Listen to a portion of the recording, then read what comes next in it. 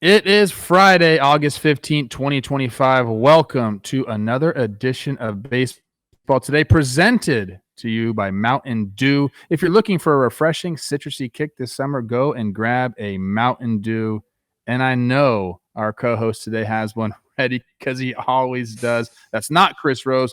That is our guy, Dalton Feely, producer and intern Sawyer, along for the ride as well. Dalton, I love having you on these shows. You are a head researcher on Talking Baseball, and with that comes a ton of baseball knowledge. So when Rose said he had to be out today for some NFL stuff, I wanted to make sure that you were the guy to come in. How you doing today, my friend? Dude, they can't keep us away from one another, man. It is awesome. I'm so happy to be back. Try to talk some ball with you. I'm a little upset with you. I have one gripe. You go on vacation, and I feel like my ticket or invite was lost in the mail or something. I'm a little hurt, man. What's going on? This is an immediate family vacation. The next one, when we go on a big group, I'll make sure you're in. And then you could just tell us all about your baseball knowledge the entire time, okay? Oh, I won't. Come on. I won't nerd out the entire time. If you give me a couple Mountain Dews, then I'll be good. I'm sure you will. Let's get into it, Dalt.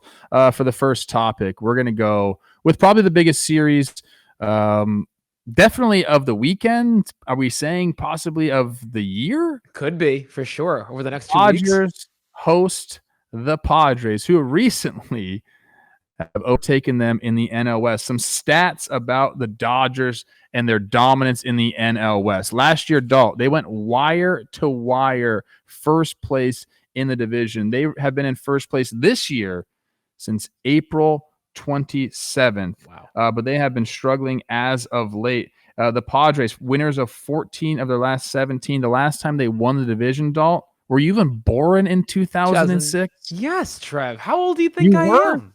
I'm flattered. How old are you? I'm 26. Okay, so you were 6 years old? 6 or 7, yeah. Unbelievable. I guess my question to you is: look, we've seen these two teams go at it earlier this year. A lot of feistiness happened. It was Dave Roberts versus Mike Schilt. They wanted to fight each other. Tatis got hit a few times. A lot of beanballs. Benches cleared. Everything was going on. What's the one thing that you're looking forward to most about this series? Well, first off, I think currently right now, Trev, in the state of baseball that it is, I think the Dodgers and Padres are the best two teams to go at. One would say the best rivalry in baseball currently. Obviously, historically, we do talk about the Yankees and Red Sox to that realm. But right now in baseball, I think the best, if we're marketing baseball as a movie, an action thriller, the two teams that we would use are the San Diego Padres and the Los Angeles Dodgers, because anything can happen in these series, Jeff. We've seen fights. We've seen Dave Roberts and Mike Schilt go at it. We've seen benches clearing. We've seen some big home runs, some great pitching, bullpen usage. It's been electric. But what I'm looking for, man, first off, I do want to see both these teams completely battle and fight to the death, basically, to see who can win the NL West. But there's one player in particular that I am looking forward to seeing and what he does, and it's former MVP Mookie Betts. And here's why, Trev. Mookie Betts, one of the best players in baseball. 2025 has not been kind to him. He started off sick prior to the series to begin the year. He has a 91 OPS plus, Trev. In his career since 2014, do you know how many other seasons he's had an OPS plus below league average? 0. This is the first season he's been doing it. It's been a brutal year for Mookie Betts, and he has his struggles versus the San Diego Padres. He's batting under 215 versus Dylan Cease and Yu Darvish, two pitchers he's expected to face this weekend in LA. I really hope Mookie Betts shows out. We got so many stars, obviously Fernando on the Padres side, Freddie Freeman, Shohei Ohtani, but man, Mookie Betts, former MVP, it hasn't been his year in 2025. I really hope he shows out, because whenever Mookie Betts is playing, whether it's second base, shortstop, right field, baseball's better, and I hope he has a big moment this series versus the Padres. I love it. Yeah, I think that's going to be a part of what I'm going to say as well. Just so everyone knows, it's Kershaw tonight on Friday versus TBD for the Padres. Michael King made one start. Now he's back on the IL, which is really tough for him and the Padres. And then it's Snell, Cease, Glasnow, Darvish. Those pitching matchups alone are very cool to see. But I think so the strength of the San Diego Padres team, you can name a bunch, but it's obviously their bullpen. They have several high-end designer type relievers. That's what I'm calling high-end relievers now, designer relievers. Love that for me.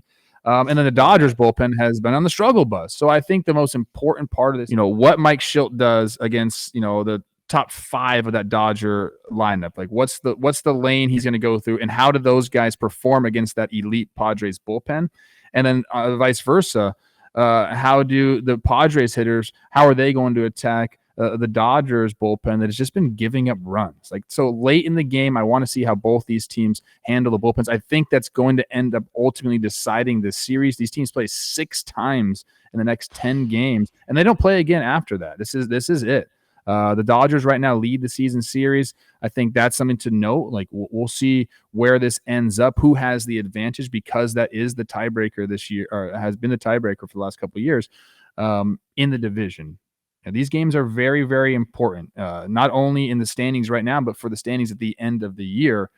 So, yeah, I want to see, what does Shohei do against the Mason Miller? I think look, Suarez has been great. You can talk about Morihone and against Shohei. You can talk about Jason Adam. You can talk about a bunch of people there.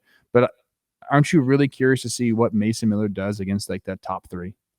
Oh, yeah, absolutely. I mean, 104 miles per hour, Trev, in the strike zone. Let's see what these former MVPs can do, or reigning MVPs can do, man. Oh, my God. Yeah, it's going to be electric. I think these games are going to come down to the back ends of the game. And right now, if you're thinking about it, you have to give the advantage to the Padres there then. Absolutely, Trev. And I mean, especially, and I mentioned it in Talking Baseball yesterday, filling in for you, first episode ever. Shout out myself. Thank you. No problem. The one thing I'll say is that the Padres, every hole I think they had going into the trade deadline, AJ Preller and company basically patched them up, Band-Aid, and then some. Like you get guys like Ramon Laureano, Ryan O'Hearn, Freddie Fermin, the Ferminator. Like your 7-8-9 was the biggest weakness going in. And now that lineup is very formidable. And then plus the back end of the bullpen, man, like they used to have the 4 horsemen. It's 6 now with Mason Miller and then David Morgan just popping out, being a stud with like a 1.7 ERA this season. I will say, I think this series means a little bit more for the Padres because you've mentioned the Dodgers have the season lead right now. They're leading 5-2. And basically the Padres need to take 5 of 6 to have the tiebreaker, forbidding that anything happens. If they draw 162, they're flat even with their record.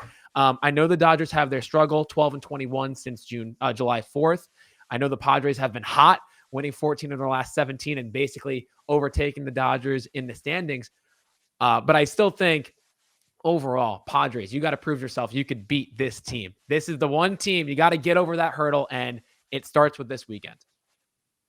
It's going to be an electric atmosphere. Can't wait for it. Let's move on to a couple of teams who are on the struggle bus right now. The Mets and the Yankees both only currently have, I say only because it's the slimmest margin you can have in a lead in the wild card, a half-game lead for the last wild card spot. We're talking New York Mets. We're talking New York Yankees. Many people have these teams as division winners or World Series favorites after the Dodgers, I would say, preseason. And right now we're on a big-time struggle. It's the Yankees. They started out 45-25, Dalt. Since June 13th, they're 22-32. The Mets, on the other hand, they started out 21-9. They swept the Phillies during that first month. But since April 30th on, they're 43-48, 5 games under 500. They're 2-10 in August. My question to you, Dalt, is does both of these teams make the playoffs? Does one of these teams make the playoffs? Or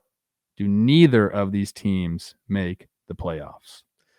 Well, Trev, I am not going to give you a runaround Sue with an answer because I know you don't like that. I do believe that one of these teams get in, and I'm going to say it's the New York Yankees. Hold for suspense. The Mets do scare me because I think their concerns are very valid. And don't get me wrong, the Yankees have their concerns of their own. I just think the American League is a little bit weaker. I don't believe in the Cleveland Guardians as much. I think the Cincinnati Reds can give them a run for their money because when we talk about the New York Mets right now, their biggest issue is starting pitching. They cannot go deep into games unless your name is David Peterson. And my goodness, Trev, since 2 months ago, since June 13th, they've accumulated the lowest F4 in baseball outside of the Rockies rotation. They have one of the worst ERAs, their highest in walks per 9.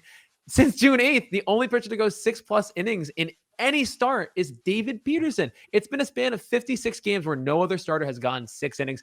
Kodai Senga came close, went 5 2/3. They pull him at like 77 pitches, didn't break that streak. But the other big thing with the Mets right now is they cannot hold on to leads for the life of them. They played Milwaukee and Atlanta, and they had both those teams on the ropes in different aspects of the series.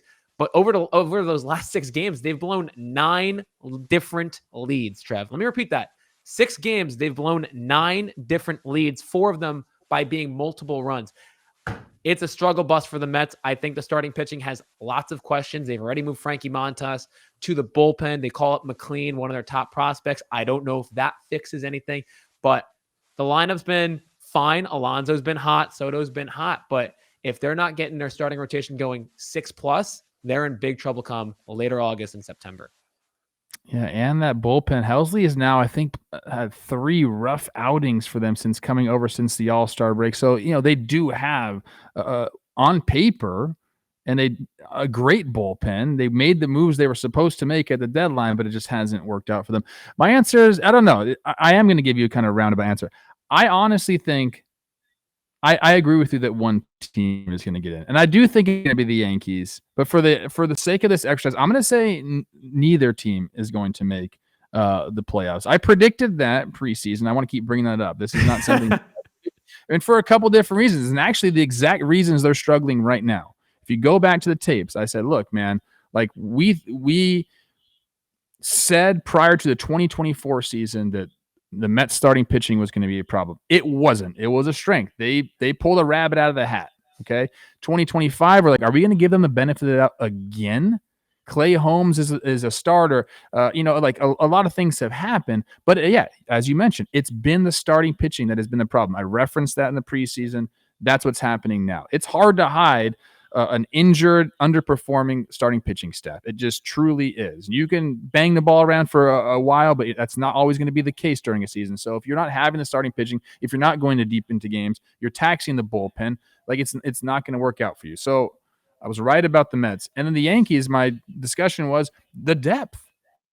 Like, yeah, when Aaron Judge is basically 2 players in one, production-wise, like it's going to be great. When Max Fried comes in and is an absolute dog, for the first half, things are going to be great. But if those guys struggle and nobody's there to back them up, like we're going to see runs like this. And that was exactly my point. Like depth to me, you can say what you want. I don't know. You look at the numbers. You look at the numbers in the Yankees offense, like you go to their Fangraphs roster resource, it's great. They're doing things. 29 of 54 games, though, of the last 54 games, they've scored 4 runs or fewer. So they've had some huge offensive outbursts. They've had some, Right. double-digit scoring, which, buoys their runs scored, all these things, right? But I just think when you're not having Judge at 100% and Max Fried isn't performing, we're seeing these problems pop up with the depth. Now, the Yankees, I'll say, I do believe more in the Reds chasing down the Mets than the Yankees getting chased down by the Guardians. I think you're right on that. They also have an easier schedule, one of the easiest schedules leading into the end of the season, and the Mets have one of the harder schedules based on winning percentage going in. So I think the Yankees might make it.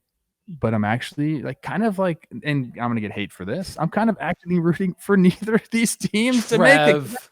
And I love it. Are you actively rooting because of your prediction preseason? Because you were getting killed. Like more so than anything, my prediction coming true because I got absolutely crushed for that. You did. Oh, okay. In the middle of the season when I was filling in for Rose, you were getting hammered because it was the Yankees and Mets were playing decent, like pretty darn good ball at that point. So. People love to let you know when you don't know ball. I'm getting crushed about my Manny Machado, like joking best third baseman take right now. If this comes into fruition, I have a lot of receipts. Dog. Are you going to be more happy about this prediction or your World Series prediction? Oh, World Series will take everything from forever. Yeah. Because I also missed on some this year too. I also said the Twins were going to win the AL Central. So. There's some homer. I said the Diamondbacks are going to be in the World Series. Homer. I get it. We do that. Oh my gosh, man. That's unbelievable. It's time for our Like a Bosch Player of the Week, brought to you by Bosch Power Tools. Just like Bosch Power Tools, this player got the job done through hard work, grit, and determination. Dalt, who is your Bosch Player of the Week? I'm going with Money Mike, baby. Michael Harris, man. He is one of the best second half players in baseball. I guess he continues to do it. He did it last year too. Over the week, he was 14 for 28 for my math guys. That's 500, 3 doubles, 3 home runs, 9 RBIs, a 1.4 OPS.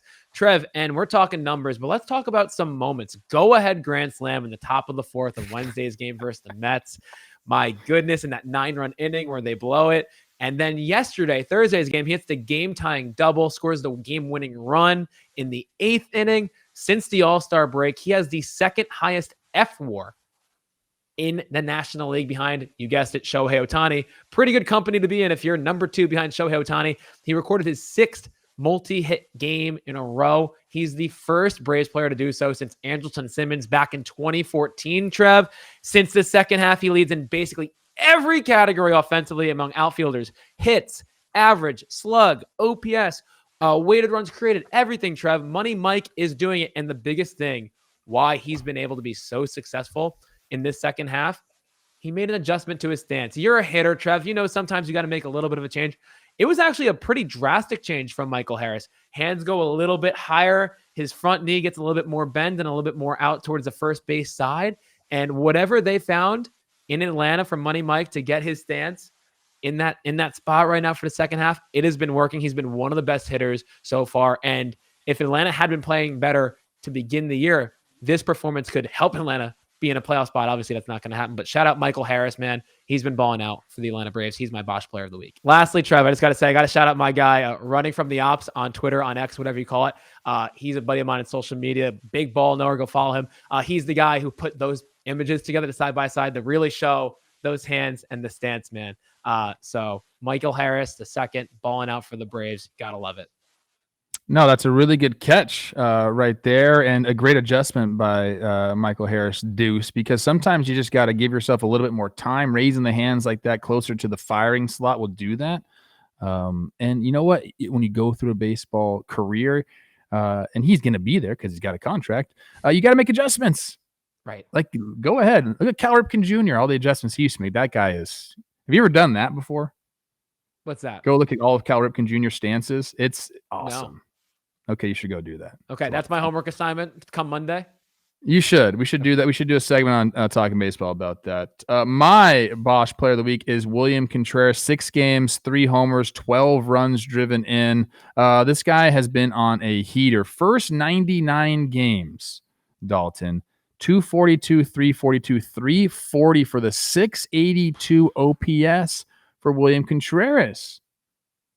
But since game 100 on, that's 15 games, 390 batting average, 486 on base. He's slugging 746 for the 1.2. This is more of the player that we've come to know, and it's coinciding with this incredible run that the Brewers are on. They are just it's been like this all season long. If one person's not getting the job done, somebody else is doing it. William Contreras says, it's my turn. Probably going to be that way for the rest of the season.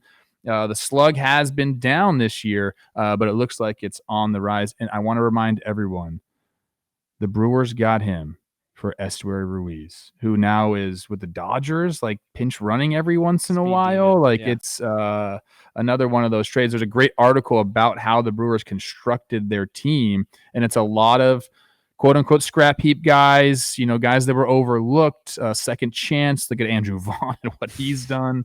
They are something special, what they have there in Milwaukee. So shout out William Contreras, my Bosch Player of the Week. And today's episode is sponsored by Bosch. When you pick up a Bosch power tool, it makes you feel empowered, confident, and appreciated. No matter what job lies ahead, you'll crush it. As a global leader for power tools, measuring tools, and accessories, Bosch's innovative product solutions are built with quality engineering and precision in mind. The assortment of products ensures you have the right tools in your toolbox to tackle a variety of tasks with ease. Bosch's 18-volt battery platform powers numerous tools, creating a consistent energy home base that keeps the brand's family of tools running. Like your favorite players on the field, Bosch Power Tools make sure that you are powered up and ready for anything that gets thrown your way. Because the more you Bosch, the more you feel like a Bosch. Head to BoschTools.com today to learn more about the power tools you need to get the job done right every time. Now, speaking of getting the job done right, it really hasn't been the Cubs' offense's slogan as of late. In their last 30 games, they are 28th in the big leagues in runs scored. I'll say that again. In their last 30 games, 28th in runs scored in the big leagues. We know what this offense can do. What are you seeing from the Cubs offense? And then I want to specifically ask you about PCA and his struggles. Yeah, for sure. I think one of the biggest things right now, the Cubs, like they are losing these close games. They're 5-7 in August, and all 12 of these games, they haven't given up more than 5 runs. So when you see that, the pitching is getting the job done, but the lineup just hasn't been able to do so. Of these 7 losses, 6 of them, they've dropped 6 of their 9 in the last games. Of their 6 losses, they've only put up 7 total runs. So when they're losing, it's basically 1 run or no runs. They have not been doing anything. But it's really been these 2 big contributors that have been struggling in PCA, as you alluded to. But even Kyle Tucker has been a little shaky. There's been a power outage from him. Since July 1st, Kyle Tucker has 1 home run, Trev, over 147 plate appearances. When we talk about Kyle Tucker, we don't talk about him having only 1 home run in a span of nearly a month and a half. Like, that is crazy. His OPS right now is at an 834 mark. It's the lowest since March 29th. He has been struggling. It's been against the fastball, and that's kind of been a surprise because when you think of Kyle Tucker, you think of him mashing righty, lefty, breaking ball, fastball. Right now, he's batting 149 against fastballs since July 1st when he's been on this power outage. The league average during that time, a 261, over 100-point difference. I'm hoping Kyle Tucker can figure it out. It's a contract year for him, so this obviously means even a little bit more for him than over the past years. But as you alluded to, PCA too has had his struggles, and he's been such a good player, a soon-to-be 30 for 30 player, we believe. His August has not been kind, Trev. 3 for 41. That's a .073 average. The biggest thing I've noticed, he's just been chasing way too much. That's been the big thing. His chase percentage is 40.2 since July 1st, that same time frame with Kyle Tucker. Second percentile in Major League Baseball. We know the Cubs offense, they have a pretty good 1 through 9, but overall, Trev, when you have 2 superstars and Kyle Tucker and PCA struggling at the rate that they have been recently, that offense is definitely going to take a toll. Yeah, I mean, it's really been their big 3. Even Seiya Suzuki has had his struggles. Him and PCA got the day off yesterday because of it. They bring up their number 1 prospect, Owen Casey. Ends up going 0 for 4. People are really excited about this first ball off Max Scherzer that Schneider robbed. I think we got the video. And so I kept hearing, oh, man, did you see that catch? He got robbed. Let's see it. And I looked at it. Hit the ball 93 miles an hour, guys. It wasn't like – almost it's a hit great ball. It's a better catch than a bat there. Right. But the fact that they even brought this guy up, the Cubs are understanding the assignment. Hey, sometimes you're going to have struggles with the middle of your order, and sometimes you need a spark, and that's why they bring a guy like Owen up. Maybe he will provide it. I do want to talk a little bit more about PCA. Yeah, of course, it has been the chase. That's kind of been his MMO his entire big league career. Even in the minor leagues, never was a big OBP guy, which is kind of interesting. You want a guy with speed like that to be able to get on base to use his speed. He's such an all-around player. That's the one area that he needs to figure out. And like Kyle Tucker, he's been struggling with the fastball as well. I believe he's hitting under 200 on four-seam fastballs, and you see it when he plays. I've mentioned this a couple times now on our shows. He's looking like in between, like quick to the draw a little bit. He's the hips going, and that's causing him like he's not giving himself time to recognize the pitches. That's why he's chasing. And as soon as big league pitchers see that you're chasing, and they know, I mean, obviously everyone has the numbers. Everybody has every number you can imagine.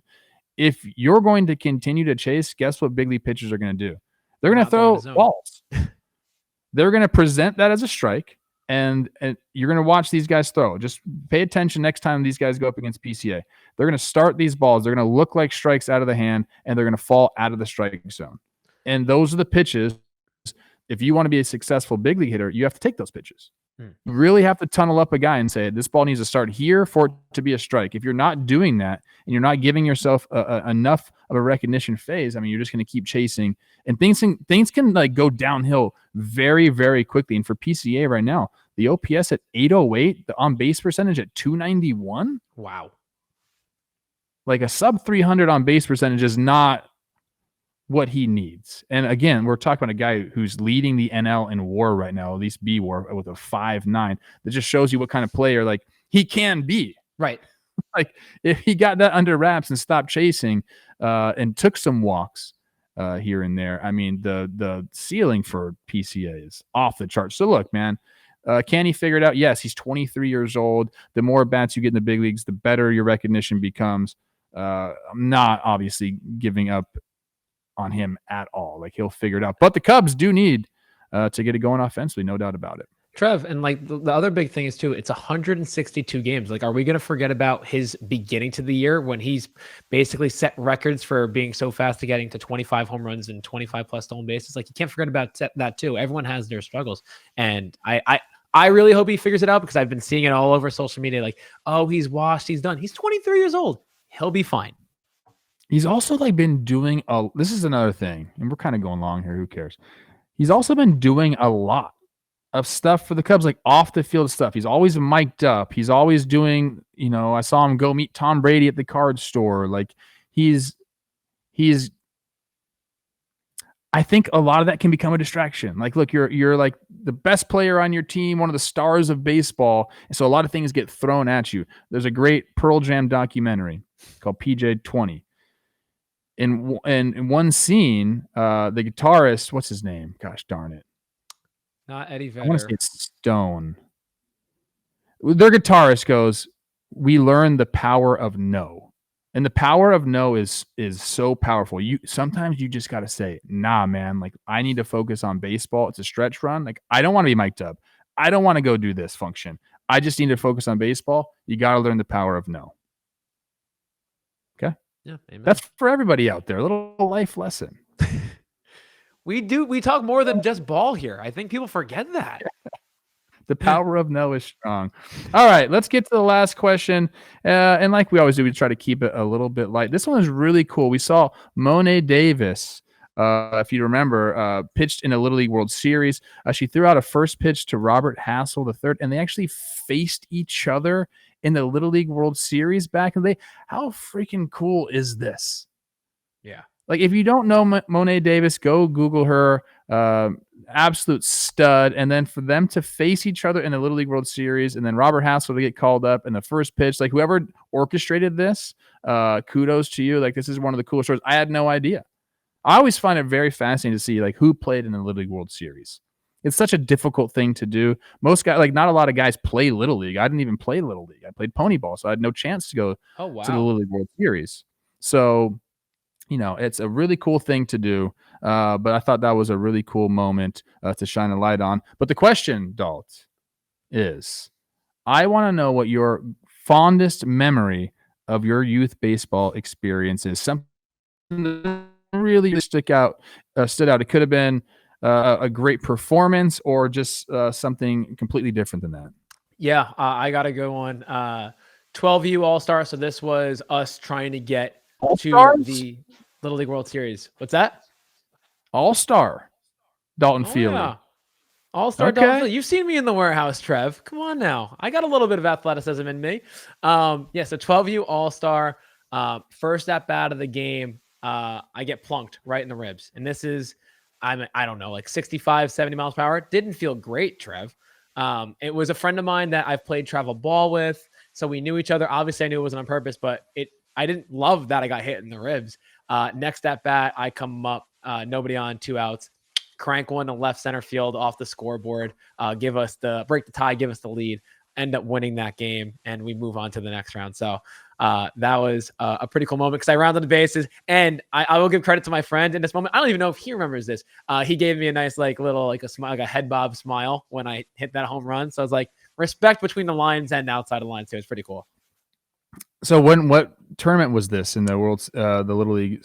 This was my section. This was like trying to represent our district, and we ended up losing in the finals. I love that. Mine has to do with my brother. My brother you've met Marsh, just like the stud, like 12-year-old, like no doubt was like one of, if not the best player in the country. Just, he was massive, could hit, could pitch, everything. It was awesome to see. He was actually supposed to be on the Northridge Little League 1994 team that went to the World Series. He was 11 that year, was one of the best players in the league, but some politics truly kept him off of that team. And like, I still remember, like, it was devastating for him. Anyways, he's 12 years old. We're playing this, he's playing a game, and one of their players didn't show up. So we're like, they were light on players for this game. So I'm 8 years old, and I had like a game like later in the day, and my dad's like, go play. Like, you're going to go play for us. I'm 8 years old playing against 12-year-olds. That's a big difference. And again, everybody knows my brother. So my dad actually puts me in center field because I could like catch, like I could do things at the time. Okay. So I'm in center field. My brother's pitching, and this one kid at this league also is a good player, gets a hit off my brother. And my brother like barely gave up hits ever. Hits a line drive, like kind of like right to me, like one hopper. And he's like celebrating, and he's like pointing at his dugout, and he's all happy. I get the ball in one hop, and I freaking hammer one to first base and throw him out. He doesn't even get a hit against my brother. He was so excited. His excitement went from just elation to just pure, just like he was terrified of what just took place. And my dad always tells that story. He's like, you were just like this. I was such a little kid too, compared to my brother. He's like, you were just this little kid, and you just a frozen rope right to first base, and he was gone. And I'll never forget that. I remember like seeing him cheer, and then me throwing him out, and it was just such a funny time. Marshall must have been happy about that too. Doesn't count for a hit off of him. Pretty good. I actually ended up playing on. That was my last year of Little League. I was 8 years old. I played in the majors like with a bunch of 12-year-olds, and just because we like live far from the facility, is my dad couldn't coach both of us. Right. But I was 8 playing with the 12-year-olds, man, and it was pretty cool. Always a stud, Trev. You've always been a stud. Yeah, I was pretty good when I was younger. There's no doubt about it. Hey. No, that's going to be it for today. But before we leave, I got to tell you a little bit about TaskRabbit. Summer is right around the corner, but between beach days, weekend getaways, and backyard barbecues, your to-do list isn't getting any shorter. Remember that patio set you promised to build by Memorial Day? The grouting tutorial you watched but never actually followed? The garbage disposal that's been making that sound since 2024? Enter TaskRabbit, your secret weapon for a carefree summer. TaskRabbit connects you with skilled taskers to help with moving, mounting, furniture assembly, home repairs, and more. Many taskers are available to help the same day. So why wait for you to do it when a tasker can do it instead? TaskRabbit comes in handy in so many situations. I actually use TaskRabbit all the time. I'm pretty busy. Can I do some things around the house? Sure. Is it easier for TaskRabbit to come out there and do it for you? Yes. It saves your time. Probably saves you money in the long run. Tackle your to-do list today and get 15% off your first task at TaskRabbit.com or on the TaskRabbit app using promo code BASEBALL today. That's promo code BASEBALL today at TaskRabbit.com for 15% off your task. TaskRabbit, book trusted help for home tasks. And I feel like we kind of TaskRabbited Dalt in today. We needed some help on the show. And, I said, let's call up TaskRabbit and bring in a ball knower. Dalt, you were exceptional. Is there anything you want to plug or say before we get out of here? No, man. I mean, I always appreciate coming on. You guys vouching for me. It's like, hey, this guy knows ball. I promise, always love hanging out and talking with you, Trev. Appreciate you guys listening. Also, shout out my friend who pointed out the Michael Harris stance. I know the Braves had mentioned it, but appreciate him giving me that note and letting me use some of his pictures. So appreciate you all. Love you, Trev. All right. So for 12-year-old all-star Dalton Feely, super producer Dan Rourke, and intern sir, I am host Trevor Plouffe saying on Monday on Baseball Today.